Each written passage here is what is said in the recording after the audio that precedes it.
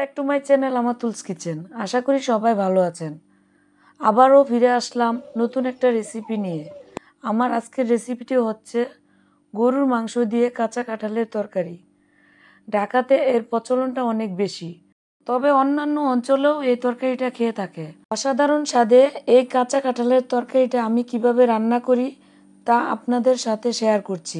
চলুন দেখে নেই আমার আজকের গরুর মাংস দিয়ে কাঁঠালের তরকারির রেসিপিটি। কাঁচা কাঁঠাল রান্নার জন্য প্রথমে ছোটো একটা কাঁঠালের উপরের খোসাকে একটু মোটা করে ফেলে দিয়ে টুকরো টুকরো করে কেটে নিচ্ছি। এগুলো কাটা হয়ে গেলে কাটার পর এগুলোকে পরিষ্কার পানি দিয়ে ধুয়ে নিব। কয়েকবার পানি পাল্টিয়ে পাল্টিয়ে ধুয়ে নিব যাতে এগুলো ভালোভাবে পরিষ্কার হয়। ধোয়া হলে এগুলো এখন পানি থেকে উঠিয়ে নিব। কাঁঠালের এই টুকরোগুলো একটি কড়াই বা প্যানে নিয়ে দিয়ে দিচ্ছি পরিমাণ মতো হলুদ, আর দিয়ে দিচ্ছি পরিমাণ মতো লবণ আর পানি। এগুলোর সাথে মিশিয়ে ঢাকনা দিয়ে ঢেকে কাঁঠালটাকে প্রথমে আমরা ভাপ দিয়ে নিব। কাঁঠালটাকে আপনারা মাছের সাথে রান্না করেন, আর মাংসের সাথে রান্না করেন, বা এমনিতেই রান্না করেন, সব ক্ষেত্রেই লবণ হলুদ দিয়ে সিদ্ধ করে নিতে হবে। অপরদিকে একটি প্যানে তেল গরম হলে এতে দিয়ে দেব পেঁয়াজ কুচি আর কেটে রাখা কাঁচামরিচ। এগুলো তেলে একটু ভাজা হলে দিয়ে দিব পরিমাণ মতো রসুন বাটা, আর দিয়ে দিব পরিমাণ মতো আদা বাটা। এগুলো কিছু সময় তেলে ভেজে নেব। এরপর এর ভিতরে দিয়ে দিব 4টে এলাচ, দারচিনি, সাথে কয়েকটা তেজপাতা দিয়ে এগুলো তেলে বেশ কিছু সময় ভেজে নেব। ভালোভাবে ভেজে নেব যাতে এর সুন্দর একটা ফ্লেভার আসে। এখন এর ভিতরে দিয়ে দিব 1.5 টেবিল চামচ পরিমাণ মরিচের গুঁড়ো, 1.5 টেবিল চামচ পরিমাণ হলুদের গুঁড়ো, 1.5 টেবিল চামচ পরিমাণ ধনে সজের গুঁড়ো, আরও দিয়ে দিব কালারের জন্য কাশ্মীরি লঙ্কার গুঁড়ো। মশলাগুলো যাতে পুড়ে না যায় এর জন্য দিয়ে দিব সামান্য পানি, আরও দিয়ে দিব পরিমাণ মতো লবণ। এখন সবগুলো মশলা ভালোভাবে নেড়ে চেড়ে কষিয়ে নিব। কষানো হলে তেল উপরে উঠে আসবে। এ পর্যায়ে দিয়ে দিব গরুর মাংস।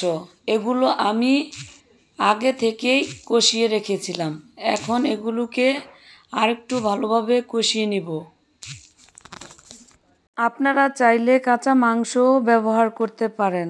এক্ষেত্রে বেশি সময় নিয়ে ভালোভাবে মাংসগুলো কষিয়ে নেবেন। আমার ঘরে কাঁচা গরুর মাংস ছিল না, তাই আমি রান্না করা মাংসই নিয়েছি। এগুলো ঢাকনা দিয়ে ঢেকে ভালোভাবে নেড়ে চেড়ে কষিয়ে নিয়ে এর মধ্যে দিয়ে দিব আগে থেকে হলুদ লবণ দিয়ে সিদ্ধ করে রাখা কাঁঠালের টুকরোগুলো। এখন কাঁঠালের টুকরোগুলো কষিয়ে রাখা মাংসের সাথে মিশিয়ে নিব। এরপর এগুলোকে ঢাকনা দিয়ে ঢেকে কিছুক্ষণ জাল দিয়ে কষিয়ে নিব।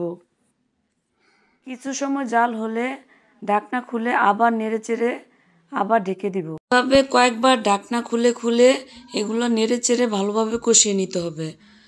তরকারির টেস্ট কষানোর মধ্যে আসে। যত কষাবেন তরকারির টেস্ট তত বেড়ে যাবে। এমনভাবে কষাবেন যাতে এগুলো পুড়ে না যায়।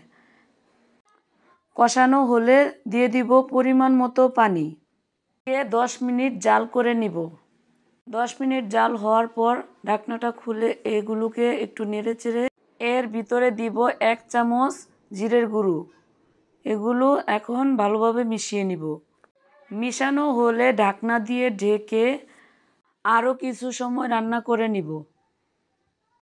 ফিরে আসলাম 5 মিনিট পর। এখন সামান্য একটু নেড়ে চেড়ে দিতে হবে। এই পর্যায়ে আমার তরকারিটা হয়ে গেছে। এ পর্যায়ে আমি এগুলোকে নামিয়ে নিব। তো তৈরি হয়ে গেল আমার অসাধারণ স্বাদের গরুর মাংস দিয়ে কাঁঠালের তরকারি। তো আমি আশা করছি আমার এই ভিডিওটা আপনাদের কাছে ভালো লাগছে।